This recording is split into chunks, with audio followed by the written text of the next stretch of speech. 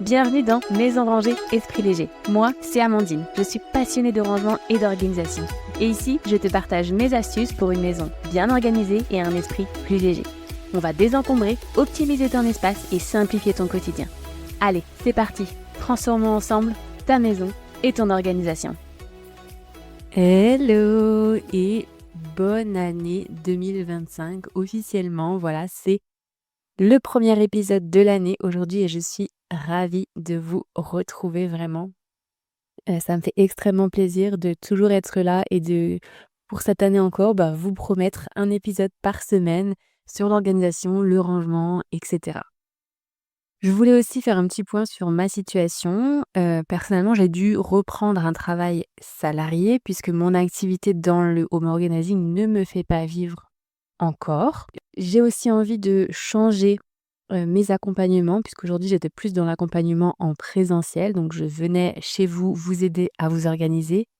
Aujourd'hui, j'ai plus envie d'aller vers tout ce qui est digital. C'est vraiment quelque chose qui m'appelle et que j'adore. J'ai testé du coup avec le petit challenge, je ne sais pas si vous avez été présente, mais j'ai testé avec le petit challenge en décembre 2024 et j'ai adoré ce format. Pouvoir vous lancer un défi par jour et puis en discuter ensemble en visio le soir pour vous faire avancer et voir les résultats que vous avez eus. Franchement, j'étais ultra satisfaite, j'étais très contente et c'est un format qui m'a vraiment, vraiment plu. Donc, c'est par là que j'ai envie d'aller pour tout ce qui est accompagnement dans l'organisation, le tri, le rangement, l'organisation familiale, etc. Je me lance aussi un nouveau défi cette année. Je me lance dans la recommandation rémunérée de produits de bien-être et de beauté. C'est quelque chose qui m'a toujours plu aussi, faire de la vente clairement, tout en recommandant des produits. J'ai toujours parlé des produits que j'aimais à mes proches, à mes amis, à ma famille et souvent, c'est vrai que je sais plutôt bien parler des produits que j'aime et ça donne envie et du coup, quand j'ai appris qu'on pouvait, tout simplement gagner un peu d'argent en recommandant des produits qu'on appréciait, j'ai dit: «Pourquoi pas? Go!» Je me suis lancée donc voilà, c'est une nouvelle aventure qui commence aussi de ce côté-là. Je mets un peu, plusieurs cordes à mon arc donc voilà, c'est une année qui s'annonce chargée, pleine de travail mais pleine de satisfaction aussi. C'est une année qui va me faire vivre des choses, qui me passionnent donc je suis ravie. On va du coup passer au sujet du jour on va quand même y aller. Et cette année, j'avais envie de commencer chaque épisode par un commentaire que l'un ou l'une d'entre vous a laissé, parce que vraiment ça me fait toujours plaisir de recevoir vos commentaires. Donc aujourd'hui, c'est le commentaire de Jeanne-Sophie qui me dit: «Bien agréable à écouter en faisant du rangement ou du ménage. Des épisodes plus longs seraient encore plus géniaux». Alors déjà, merci beaucoup Jeanne-Sophie pour ce commentaire, ça me fait vraiment plaisir, de voir que ces épisodes plaisent. Des épisodes plus longs, pourquoi pas? En général, je le fais avec mes invités, donc voilà. Mais sinon, je trouve que le format est pas trop long justement, c'est plutôt bien pour pas perdre, l'attention et pouvoir écouter plusieurs épisodes à la suite. Donc voilà, si vous aussi vous voulez que je lise votre commentaire, n'hésitez pas à aller me laisser un commentaire sur Apple Podcast et une note 5 étoiles bien sûr. Et puis aujourd'hui sur Spotify, vous pouvez aussi laisser un commentaire sous chaque épisode, donc faites-vous plaisir. Et donc aujourd'hui, on va parler, si vous avez lu le titre, des 3 erreurs les plus fréquentes qu'on fait quand on se lance dans l'organisation. Alors personnellement, j'ai essayé plusieurs fois avant de m'organiser, je vais dire, entre parenthèses, entre guillemets, pardon, correctement. Et en fait, ce que je veux vous dire, c'est que déjà, on ne s'organise jamais correctement du premier coup. Et je m'explique.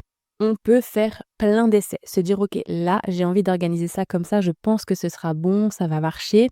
On le fait, on s'organise et puis on se rend compte qu'en fait, non, c'est pas tout à fait ça. Il y a encore ça qui coince et puis ça va pas, donc on réajuste.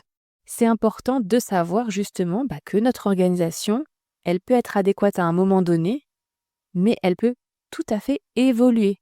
Et donc, on va faire évoluer notre intérieur aussi, nos rangements, etc. Et il faut pas le prendre mal, c'est-à-dire, il faut pas se dire: «Oh là là, je suis pas organisée, c'est pas possible, ça fonctionne pas». Non, peut-être que ça fonctionnait à un moment, vos habitudes ont changé, vos envies ont changé et donc cette organisation, elle ne fonctionne plus. Ou alors, tout simplement, vous aviez organisé quelque chose, je sais pas, dans votre cuisine vous aviez mis les épices dans un placard, dans un coin de votre cuisine, parce qu'avant, vous cuisiniez pas trop avec les épices, etc. Donc ça vous gênait pas. Les épices, elles étaient dans un coin. Vous en aviez presque pas besoin. Aujourd'hui, vous avez décidé de mettre plus de goût, plus d'épices dans votre cuisine et du coup, vous les utilisez tous les jours. Donc, vous devez aller chercher à l'autre bout de la cuisine tous les jours. Et là, vous dites, là, c'est n'importe quoi, mon organisation, elle est nulle et tout. Non, c'est juste que ça a changé. Donc, vous prenez vos épices, vous les mettez près de votre plaque de cuisson et ce sera plus facile. Voilà, c'est un petit exemple, mais ça peut être pour plein de choses. Notre organisation, elle évolue. N'ayez pas peur de la faire évoluer en fonction de vos habitudes, de votre vie quotidienne. Ça, c'était un petit point, un petit focus sur l'organisation qui change. Il ne faut pas avoir peur de s'organiser et puis peut-être 1 an, 2 ans après, reprendre des choses et faire évoluer. On passe maintenant aux erreurs. La première erreur, c'est vouloir tout organiser d'un coup. Alors en fait, ça, c'est un peu le syndrome du tout ou rien. On croit qu'on va vraiment tout pouvoir faire en une seule journée ou alors 1 heure parce que on est hyper motivé et tout, mais spoiler alerte, c'est pas possible. C'est pas possible. Vous ne pouvez pas organiser toute votre maison en un week-end. Ça n'est pas possible.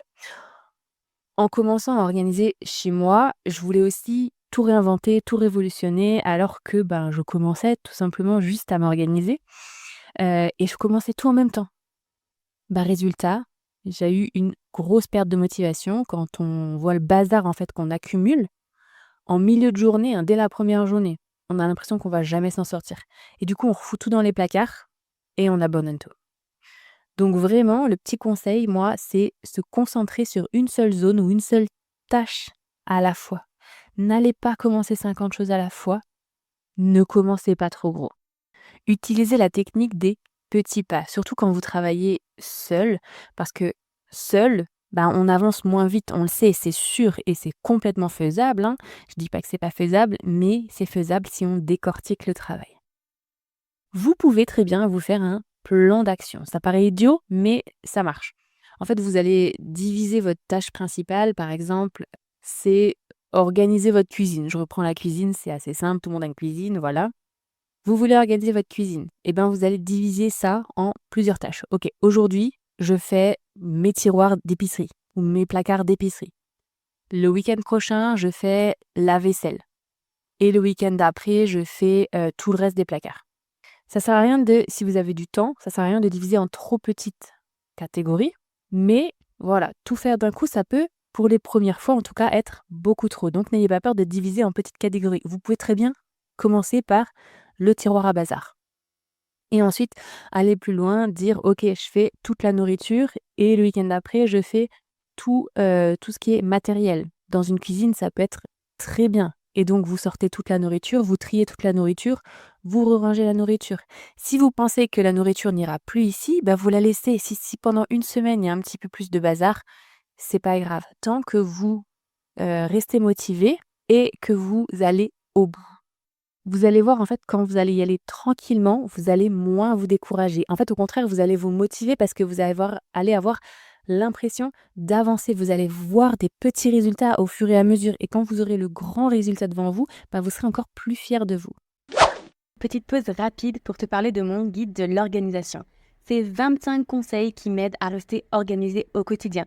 Et ce guide, je te l'offre, donc n'hésite pas à aller le télécharger, tu verras. C'est des conseils simples, efficaces et rapides à mettre en place. Le lien est dans les notes de l'épisode. Et on continue tout de suite l'épisode du jour. Deuxième erreur qu'on fait aussi, c'est acheter des produits de rangement avant de désencombrer ou avant de faire le point, en tout cas sur ce dont on a besoin.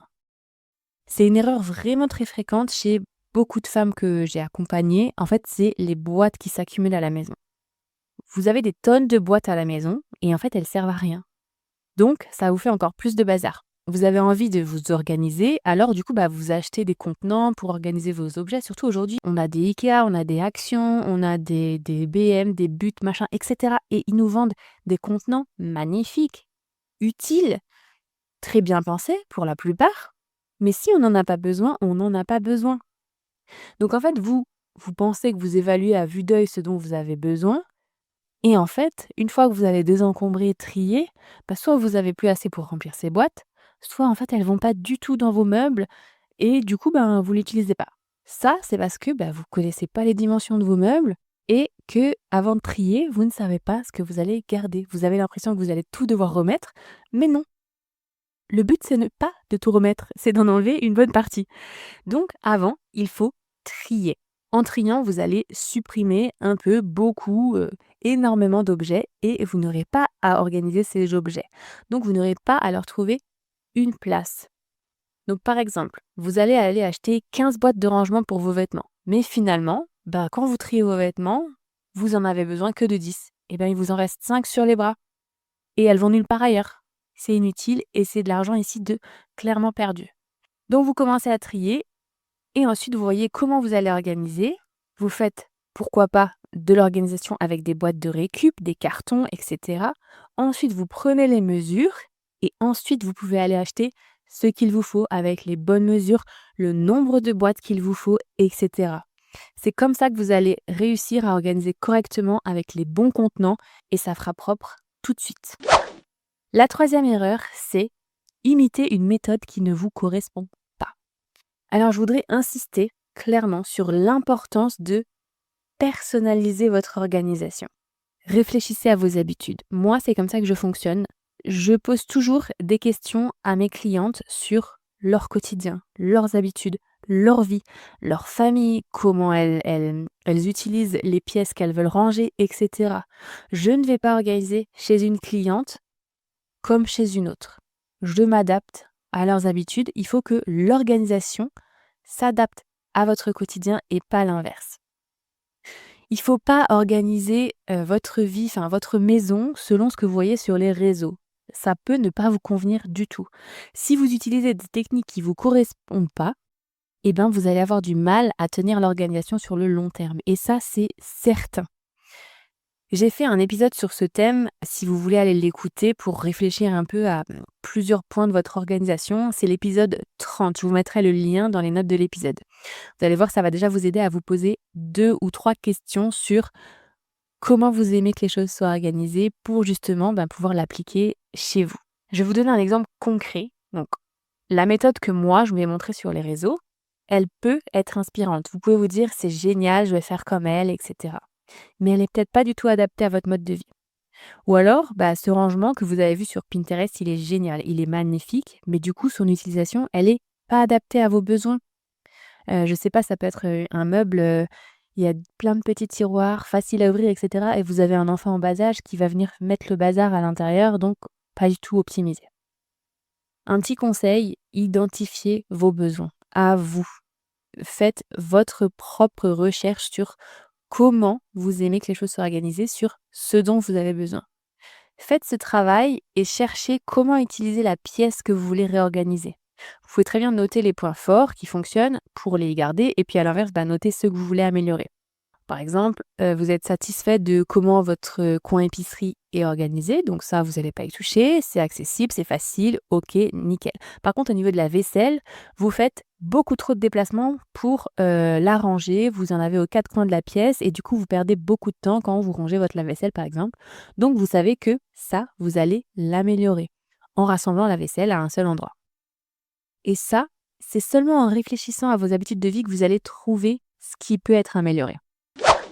Voilà, ça, c'est les 3 erreurs les plus fréquentes pour moi. Donc, je vous les récapitule. C'est vouloir tout organiser d'un coup, acheter des boîtes et des paniers avant de désencombrer et utiliser une méthode d'organisation qui ne vous convient pas, qui n'est pas adaptée à votre quotidien.